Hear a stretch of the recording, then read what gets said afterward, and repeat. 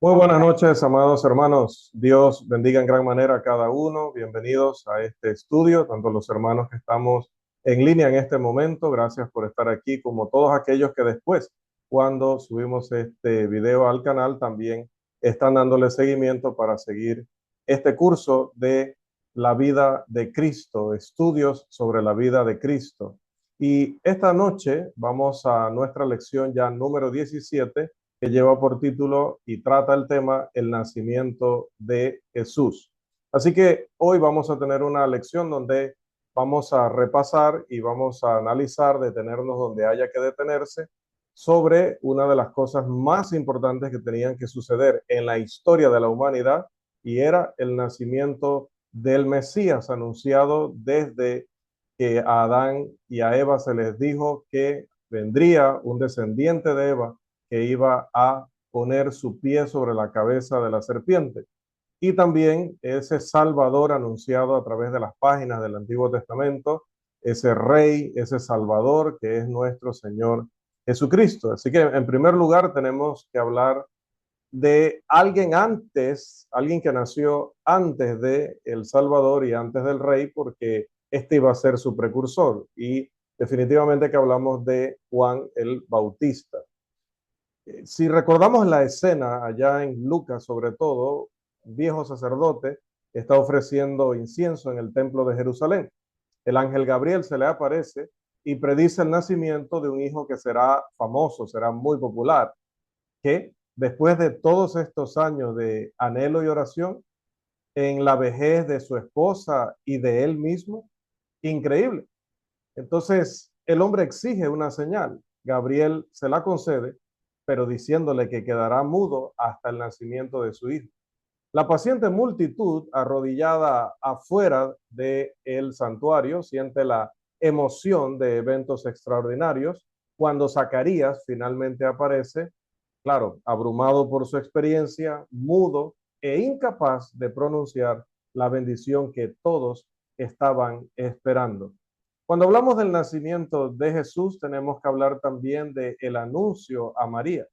El mismo ángel se aparece a una virgen en Nazaret, que vive en Nazaret y que está prometida a un hombre llamado José, y le anuncia: el Espíritu Santo vendrá sobre ti y el poder del Altísimo te cubrirá con su sombra, por lo cual también el santo ser que nacerá será llamado Hijo de Dios.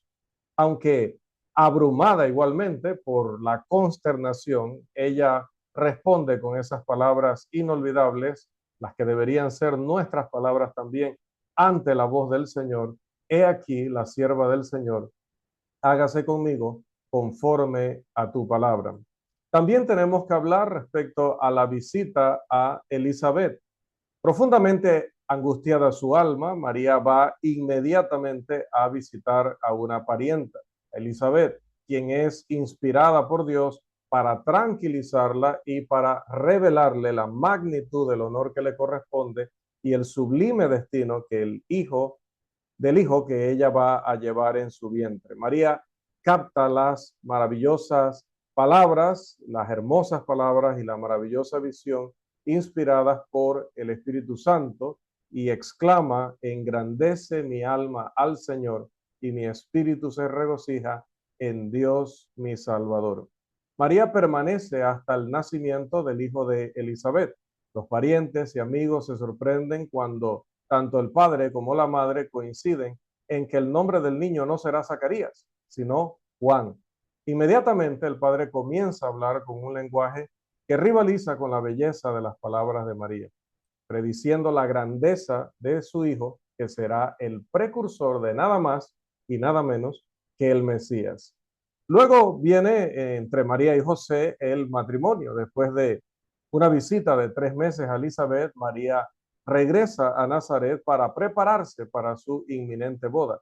Ahora es el turno de José de estar profundamente angustiado, pero cuando está a punto de romper el compromiso en silencio, como era justo, dice la escritura, y no quería infamarla, el ángel del Señor se le aparece en sueños y le dice: no temas recibir a María tu mujer, porque lo que en ella es engendrado del Espíritu Santo es.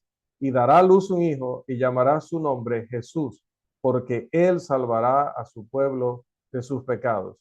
La fe de José coincide con la noble mujer, con la de la noble mujer que ha prometido convertirse en su esposa, así que acepta también la palabra del Señor de manera obediente y se celebra la ceremonia nupcial. Y es como luego viene entonces el nacimiento de Jesús. Después de un tiempo, la pareja viaja a Belén, su ciudad ancestral, para inscribirse para el censo. La pequeña ciudad está hasta no dar más en cuanto a lo que es hospedaje. Está abarrotada al máximo.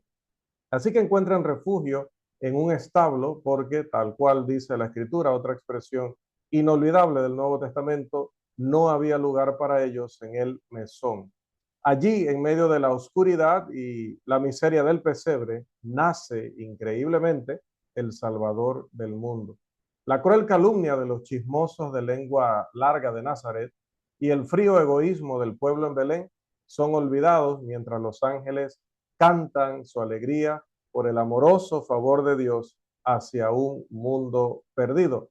Como dice nuestro himno, el Señor de los señores, el ungido celestial, a salvar los pecadores, vino al mundo terrenal. Loor al Verbo encarnado, en humanidad velado, gloria al Santo de Israel, cuyo nombre es Emanuel. Canta la celeste voz en los cielos, gloria a Dios. También tenemos que hablar, cuando estamos estudiando el nacimiento de Jesús, de unos pastores que estaban cerca de ese lugar, pastores humildes, ásperos y rústicos, pero nobles de alma. Son visitados por un ángel mientras cuidan sus rebaños y escuchan las buenas nuevas. Dice el ángel: os ha nacido hoy en la ciudad de David un Salvador, que es Cristo el Señor, o el Mesías, el Señor. Las puertas del cielo se abren de par en par y la vasta hueste angelical lanza himnos de júbilo. Específicamente dice: gloria a Dios en las alturas y en la tierra paz, buena voluntad para con los hombres. Siguiendo la instrucción dada por el ángel, los pastores se apresuran a llegar al pesebre y rinden homenaje al rey. Pero no solamente ellos visitarían al rey nacido, sino también unos sabios. Nuestra versión Reina Valera le llama magos, un término que obviamente puede confundir al lector, pero el más apropiado, y como otras versiones lo traducen, es sabios o personas expertas en astronomía o en algunas otras ciencias. Son expertos o eruditos en ciertos conocimientos. Una estrella ilumina un camino a través de los cielos, señalando la vía hacia la cuna del Hijo de Dios. Los sabios inician su travesía a través del desierto, vienen de oriente para seguir su brillo. Son conducidos a la ciudad de Jerusalén, donde preguntan por el rey recién nacido. Un nuevo rey acaba de nacer, dicen estos hombres, y Herodes se llena de ira, de celos. ¿Acaso su trono van a perderlo sus descendientes? Jerusalén tiembla. ¿Debemos sufrir otro brote sangriento del rey anciano medio loco? Herodes pregunta: ¿dónde está ese niño? ¿Dónde dice la profecía? ¿Dónde ustedes vieron que él va a nacer? Y ellos le dicen: en Belén de Judea. Aquellos que han estudiado a los profetas del Antiguo Testamento tenían el lugar muy claro. Los sabios continúan y ven la estrella nuevamente con alegría. Había estado oculta durante el tiempo que permanecieron en duda en Jerusalén para no guiar al rey medio loco o loco completo. Llegan a Belén y allí los ricos regalos del oriente son depositados a los pies de Jesús. Siendo advertidos por Dios de no revelar a Herodes el paradero del niño, regresan por otro camino a su país. Cuán pocas personas supieron cuando nació el niño. Fue dado a conocer a unos pocos pastores humildes en las colinas de Judea y a algunos sabios en el lejano oriente. Pero nadie en el templo o en el palacio de Jerusalén recibió una revelación del nacimiento del rey. ¿Cuántas personas saben, incluso ahora, que Cristo ha venido? Incluso en las tierras cristianas, las masas continúan en ignorancia mientras los pocos fieles escuchan los cánticos de los ángeles o traen sus regalos al rey. Las personas a quienes Dios reveló el nacimiento del Hijo eran representativas si lo analizamos detenidamente. Qué honor para estos humildes pastores. Se convierten en los representantes de la nación mientras se apresuran a llegar al pesebre. Ellos nos traen recuerdos de aquel pastorcito, aquel joven pastor, sí, David, mientras están en presencia del recién nacido hijo de David, como le llama la profecía, y también le llamaría Pedro. Los sabios eran evidentemente gentiles y hombres de gran conocimiento y riqueza. Así que los pobres y los ricos, el príncipe y el campesino, los eruditos y los iletrados, el judío y el gentil, se arrodillan a los pies del niño Cristo. Como sigue diciendo ese hermoso himno, príncipe de paz eterna, gloria sea a ti, Jesús. De tu heredad paterna nos trajiste vida y luz. Has tu majestad dejado y buscarnos te has dignado. Para darnos el vivir, a la muerte osaste ir. Canta la celeste voz en los cielos, gloria a Dios. Bien, con esto en mente, ahora podemos hacer algunas observaciones acerca de la natividad o el nacimiento de Cristo. Por ejemplo, los inicios de una biografía. El punto de partida habitual al escribir una biografía es proporcionar un registro del nacimiento de la persona. Sin embargo, algunos preparan el camino para este relato trazando los antecedentes y dando más o menos un esbozo del padre y de la madre. Otros prefieren documentar los eventos de interés que giran en torno al nacimiento de la persona. Otro método es mostrar la relación de el primer logro notable de la persona con los eventos contemporáneos. Finalmente, está el enfoque filosófico de la biografía en el que se intenta relacionar la vida del individuo con grandes movimientos en el mundo. Ahora, ¿cuáles fueron los métodos de los escritores del Evangelio? Que es lo de nuestro interés esta noche. Ninguno de los cuatro evangelios comienza con el nacimiento de Jesús.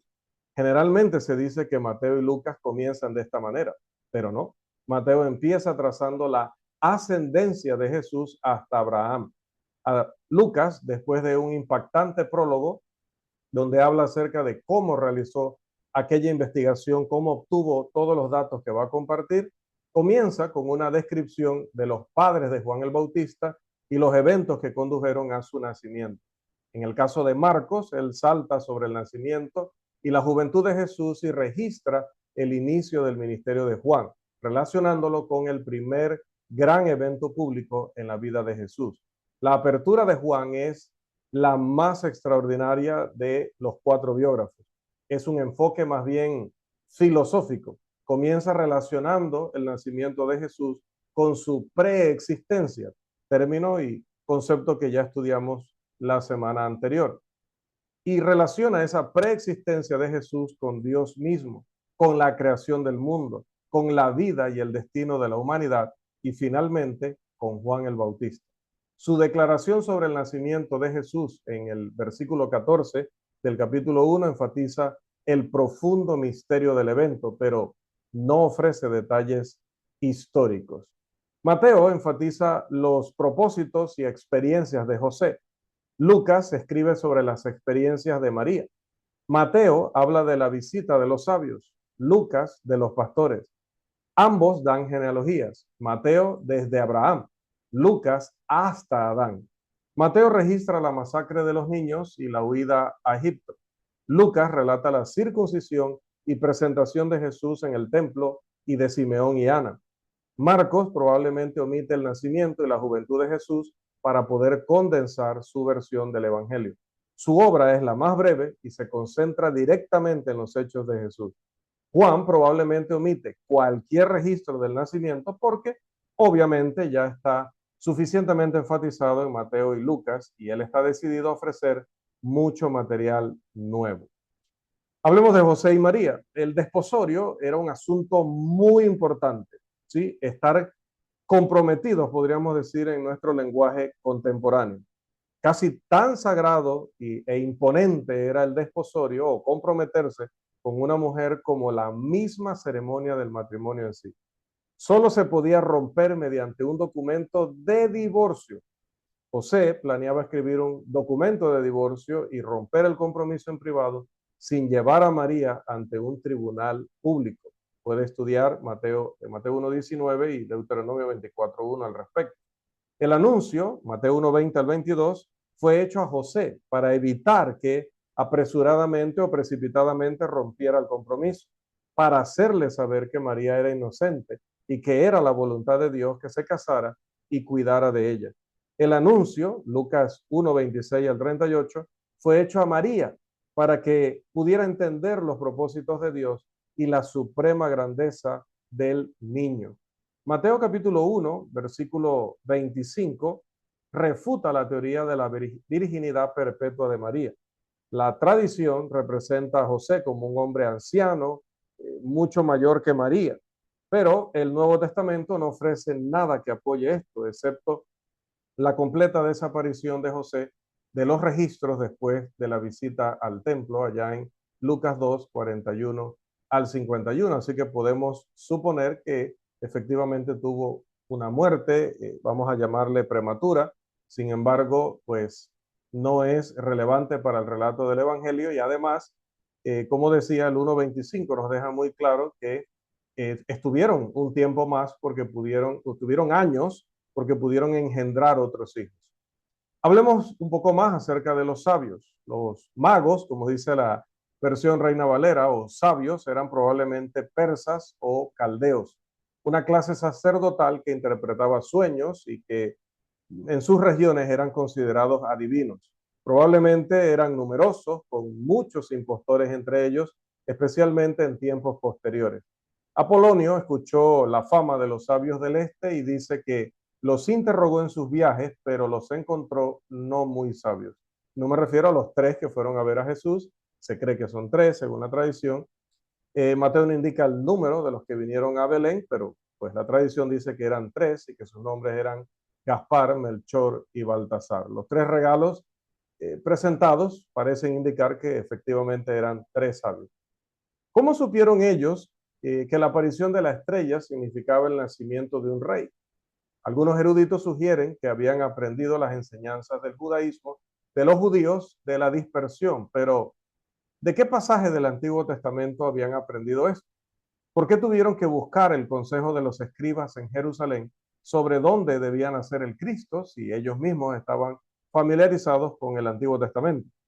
Recibieron instrucciones directas de Dios sobre cómo debían regresar a casa en Mateo capítulo 2, versículos 1 al 12. Pudieron haber recibido instrucciones directas de Dios respecto a estos datos que acabamos de mencionar. Los pastores supieron del nacimiento de Jesús a través de una revelación directa. Es evidente que los sabios también debieron haber recibido esa misma comunicación. El incienso y la mirra que ofrecieron eran ambos muy costosos. El incienso, una goma blanca que proporciona un olor fragante al ser quemada. La mirra, un famoso perfume que se utilizaba en el embalsamiento. Ambas se obtenían de la corteza de los árboles. Es probable que José hiciera buen uso del oro, así providencialmente otorgado para cubrir los gastos del viaje que luego hicieron hasta Egipto, huyendo de los Herodes. Hablemos también un poco más acerca de la estrella. Se han hecho muchos intentos para explicar la estrella sobre una base natural. Kepler calculó que había una conjunción de los planetas Júpiter y Saturno en el 747 de 747, la nomenclatura es AUC y significa años desde la fundación de la ciudad, en este caso refiriéndose a la ciudad de Roma, o sea, 748 años después de la fundación de la ciudad. Y que esa conjunción entre los planetas Júpiter y Saturno, a ella se agregó el planeta Marte en esa misma fecha, ¿no? Ken, por su lado, señala que se ha descubierto un rollo de papiro egipcio que da la posición de los planetas desde el 17 antes de Cristo hasta el 10 después de Cristo. Con base en esto, OFL calcula que la conjunción de Júpiter y Saturno ocurrió entre el 15 de abril y el 27 de diciembre del 6 antes de Cristo o del año 748 después de la fundación de la ciudad. Se supone que este fenómeno raro debió haber causado una gran emoción en el mundo antiguo. Todo esto, por supuesto que es muy interesante, pero no explica en absoluto el relato del Nuevo Testamento, ya que Mateo representa la estrella como algo de carácter milagroso y no natural. Note lo que dice Mateo 2:9. Y he aquí, la estrella que habían visto en el oriente iba delante de ellos, hasta que llegando se detuvo sobre donde estaba el niño.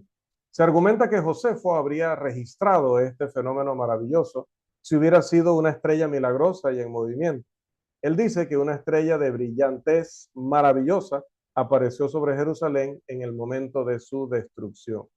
Una respuesta suficiente es señalar que Josefo y los escritores talmúdicos quitaron o suprimieron la evidencia sobre todos los milagros del ministerio de Jesús y prácticamente todas las referencias a él. No hay más dificultad acerca de una estrella en movimiento que acerca de caminar sobre el agua, la resurrección de los muertos o cualquier otro milagro que hubiera realizado Jesús. Así que si no vamos a ponernos a negar todos los eventos sobrenaturales relacionados con el nacimiento del Señor, es porque tendríamos que también negar todo lo que Él realizó en su ministerio y todo lo que después los apóstoles también pudieron desarrollar en cuanto a dones milagrosos por el poder del Espíritu Santo. Entonces, ya tendríamos que entrar, como hemos hablado anteriormente, de la crítica textual, donde se trata de recortar o se trata de quitar material de la Biblia, en este caso del Nuevo Testamento, en todo lo que choca con las concepciones ateas o materialistas de los que están analizando desde estas academias que no están orientadas realmente a querer encontrar la verdad en el texto, sino simplemente a querer desacreditarlo, querer quitarle lo que ellos consideran que es legendario, que es fantasioso. Así que mis amados hermanos, en esta lección número 17, en estas dos partes que hemos analizado, primero viendo todos los detalles de la vida de Jesús, del nacimiento de Jesús, recordando cada uno de los eventos o los mini eventos o micro eventos relacionados, como también luego dándole atención a cada uno, aportando detalles que esperamos que puedan ser de gran ayuda para poder comprender y aún apreciar mejor la lectura de esta parte de la vida de nuestro Señor, que no inicia ahí su vida. Recuerde, estamos hablando de su vida terrenal, estamos hablando de su vida como el Salvador del mundo, como el Mesías, que tenía que nacer de mujer, tal cual lo había pronosticado, lo había profetizado más bien el Antiguo Testamento, lo había profetizado Dios allá en el inicio de la historia de la humanidad y por ello tiene un principio en ese sentido, un principio terrenal, una edad terrenal, una crianza terrenal. Pero como vimos en la lección pasada, Juan nos explica de manera maravillosa y contundente que ese verbo que se hizo carne en realidad siempre existió en igualdad con el Padre y él mismo tiene todo, o como diría el apóstol Pablo allá en Colosenses 2:9, en él habita corporalmente toda la plenitud de la deidad. Él tiene absolutamente todo lo que debe tener Dios porque él es Dios. Él es todo lo que debe ser Dios porque él es Dios. Y bueno, hoy cierro como siempre a veces les hablo de comentarios que aparecen en el canal porque los valoramos, sean positivos o negativos, vengan de cristianos o de ateos, vengan de reverentes o burladores, siempre son bien recibidos, ¿no? Porque nos da oportunidad también de, bueno, recibir de parte de hermanos o de parte de personas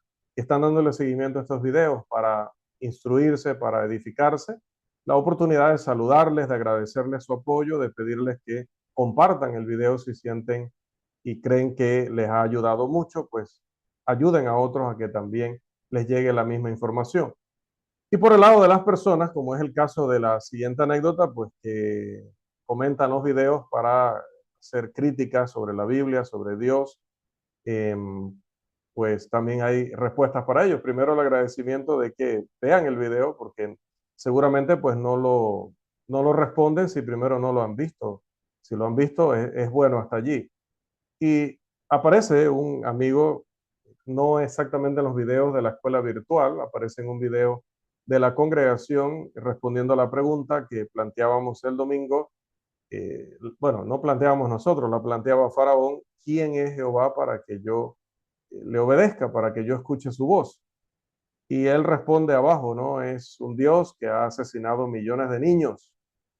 Siempre el ateo tratando de pintar a Dios de una manera grotesca, mientras él es uno de los que anda con la pancarta de que las mujeres son libres de abortar porque es su cuerpo y ellas deciden si no quieren que esa otra vida venga a este mundo provocándoles a ellas gastos, problemas, etcétera, ¿no? Como ellos ven a los seres humanos. Entonces, esos que llevan millones de millones de millones de niños muertos, que no tuvieron nunca la oportunidad ni siquiera de nacer, esos han llegado a los comentarios para decir: el Dios de la Biblia es un Dios que se complace en matar millones de personas. No, el Dios de la Biblia es una persona que libró a millones de niños y es el Dios que toma a esos otros millones de niños que han abortado a través de los siglos y principalmente en esta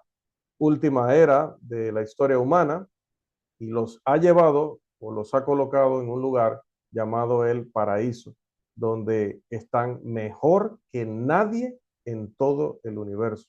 Mejor que nadie. Los ha librado de todas las cosas dentro de lo bueno que pudieron haber experimentado en la vida terrenal. Los libró de todo lo malo, del pecado, de todo tipo de maldad, de perversidad y de tener que lidiar con los ateos.